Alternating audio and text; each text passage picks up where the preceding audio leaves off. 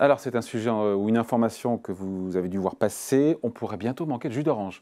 Ben oui, au petit déjeuner. Pourquoi? Parce que le prix des matières agricoles s'affole, s'envole. Sucre, cacao, café. Et bien sûr, ça n'a pas échappé à certains traders. Bonjour Laurent. Bonjour David. Laurent Grassin, directeur de la rédaction de Boursorama.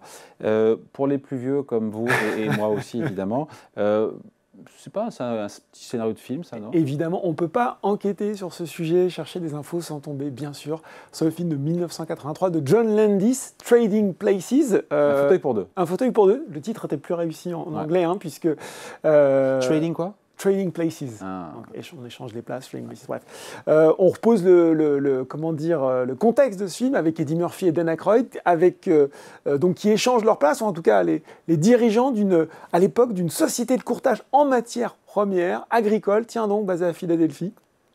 Et on ne va pas refaire tout le film, on le conseille, il faut le regarder. Pour ceux qui ne l'ont pas vu, à la fin, ils parviennent à ruiner les deux dirigeants de cette compagnie en misant en vendant à découvert des contrats à terme sur le marché du jus d'orange. Ce qui est drôle d'ailleurs dans ce film, en s'appuyant en fait sur la divulgation d'un rapport non public du département de l'agriculture sur la récolte d'oranges. Et ce qui est assez drôle, c'est que le régulateur du secteur, la CFTC, quelques années plus tard, a fait une règle justement pour dire qu'on ne pouvait pas utiliser des informations non publiques dans le cadre du trading, comme quoi la fiction a rattrapé la réalité. Mais on est en tout cas bien dans le débat actuel sur ce qui se passe en ce moment sur le marché du jus d'orange. Bon, voilà donc pour le petit clin d'œil cinématographique, même si finalement ça décrit relativement bien, assez bien ce qui est en train de se passer en ce moment sur le jus d'orange. Le jus d'orange qu'on appelle fait partie de ce qu'on appelle les soft commodities. Oui, on différencie pour les gens qui veulent un peu creuser le sujet entre les hard commodities, celles qu'on extrait de la terre, hein, typiquement les métaux, le pétrole, le gaz. Les soft commodities, celles qui, comment je pourrais vous dire ça, qui croissent, qui poussent sur la terre, c'est ça exactement, vous l'avez dit, le cacao, les oranges, le sucre, le café, etc. Et depuis le début de l'année, bah oui, vous l'avez dit David, c'est la folie sur les prix, plus 30% pour le jus d'orange, on est quasiment à plus 100% sur un an. 29% pour le sucre qui est un plus haut depuis 11 ans, 18% pour le cacao, 15% pour le café. Quand on regarde le parcours des soft commodities par rapport au hard, on est quand même frappé par la différence quand on sait que, par exemple, le pétrole, après avoir flambé en 2022, est plutôt en repli en 12% depuis le début de l'année. Bon, qu'est-ce qui explique cette hausse des matières premières agricoles et en général et du jus d'orange en particulier? Oui, jus d'orange, d'ailleurs, on précise que alors, quand on mesure la production d'orange, on est plutôt sur des millions de caisses et l'indicateur qu'on suit sur les marchés, c'est plutôt le jus d'orange gelé concentré, le concentré de jus d'orange gelé. Pourquoi? Parce que c'est finalement la matière première la plus simple, la plus complexe à transporter, celle qu'on retrouve aussi dans le plus de produits. La plupart c'est l'essentiel du marché, la plupart des jus d'orange à base de concentré. Comment on explique ça? Ça va surprendre personne, malheureusement, j'ai envie de dire. Oui, certes, il y a eu, bien sûr, la guerre en Ukraine avec le renchérissement des coûts de l'énergie et également des engrais qu'on a noté. Et puis, à côté de ça, c'est le climat. Traditionnellement, c'est le climat, la détérioration du climat. On va parler, donc, les principaux pays producteurs d'orange. On retrouve le Brésil, les États-Unis, la Chine, le Mexique. Et dans tous ces pays, il y a eu, alors on va commencer par la Floride, des ouragans en répétition. On a eu Yann, l'ouragan Yann, c'était en septembre de l'année dernière. Il y a eu Nicole, un petit peu plus tard, qui ont considérablement désorganisé la production, fait baisser la production dans une région où, par ailleurs, il y a eu des maladies. La maladie du dragon jaune, qui est une... Alors c'est une maladie qui est apportée par un petit insecte qu'on appelle le psylle, qui est porteur d'une bactérie qui touche justement les orangers et qui fait qu'en fait, les arbres jaunissent et les fruits verdissent et surtout ils pourrissent et ils sont plus consommables. Donc ça, c'est pas terrible. Il y a eu de la sécheresse, notamment en Espagne, il y a eu de la sécheresse. Au Mexique, on a eu des problèmes également au Brésil. Tout ça fait que la production a considérablement baissé. Et que finalement, le seul pays qui s'en sort, je rajoute en Floride qu'il y a aussi une compétition, si je puis dire, sur le foncier, puisque beaucoup de gens sont intéressés. On plante moins pour à la place faire de l'immeuble, de l'habitation ou du business. Donc, voilà. Et ce qui veut dire qu'en plus d'une baisse tendancielle de la production, on se retrouve cette année avec un véritable goulet d'étranglement, pénurie sur ce fameux concentré. C'est le Brésil qui aujourd'hui est encore en capacité d'alimenter, mais il a mis des quotas alors qu'une grande partie de la demande se répercute sur lui.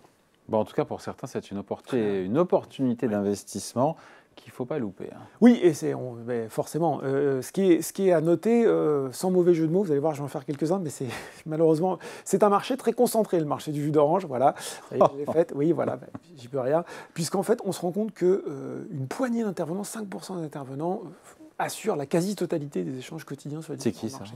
On retrouve les grandes firmes de négoce. Alors, c'est moins connu, mais j'invite les gens qui nous regardent à creuser un petit peu quelles sont ces boîtes. Je veux parler de Cargill, Louis Dreyfus, ADM, voilà, qui sont les grandes compagnies de négoce de matières premières agricoles. On retrouve les sociétés qui animent aussi les indices sur les matières premières.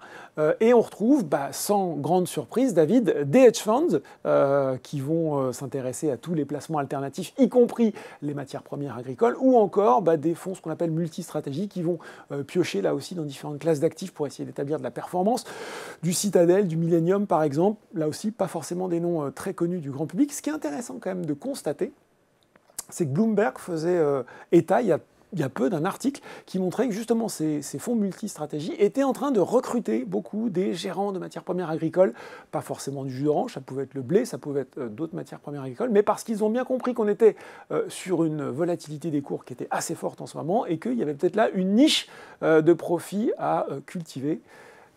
En tout cas, voilà, c'est le mouvement de fond pour le moment. Ouais, cultivé peut-être pas par tout le monde. En tout cas, à vous écouter, c'est pas vraiment un marché qui est pour les particuliers. Hein. Alors, c'est pas vraiment un marché qui est pour les particuliers. Et puis, un peu comme ce qu'on s'était dit à l'époque, vous savez, on avait analysé les contrats à terme qui avaient vu le jour en Californie. Sur l'eau. Et sur l'eau, exactement. Et on s'était dit, c'est pas parce qu'on peut le faire qu'il faut forcément avoir envie de le faire. Ça pose des questions philosophiques, éthiques. Complètement, voilà. Ce qu'il faut dire, c'est que de toute façon, vous l'avez dit, c'est un marché qui est pas accessible à l'investisseur particulier. On l'a vu, hein, la plupart des acteurs sont des acteurs, entre guillemets, professionnels. C'est un marché, là aussi, jeu de mots, peu liquide. Donc, c'est pas simple. Il n'y a pas vraiment d'ETF, pour le coup, de fonds indiciels qui permettent de s'exposer, justement parce que le marché est trop étroit. Pas vraiment d'ETN non plus. Il y a des produits qui existent sur les matières premières agricoles qui sont un peu plus larges, qui sont des paniers, ou alors ça se fait via des CDS pour des produits assez complexes. Donc c'est pas forcément des CFD. Des CFD, pardon. Oui, des CFD. C'est pas forcément ce qu'on conseille. Et en plus, on voit bien que justement parce qu'il y a cette volatilité du moment, c'est un marché qui est très investi, qui est très volatile. Et là, on lit vraiment tout et son contraire, comme quoi ça pourrait continuer à progresser.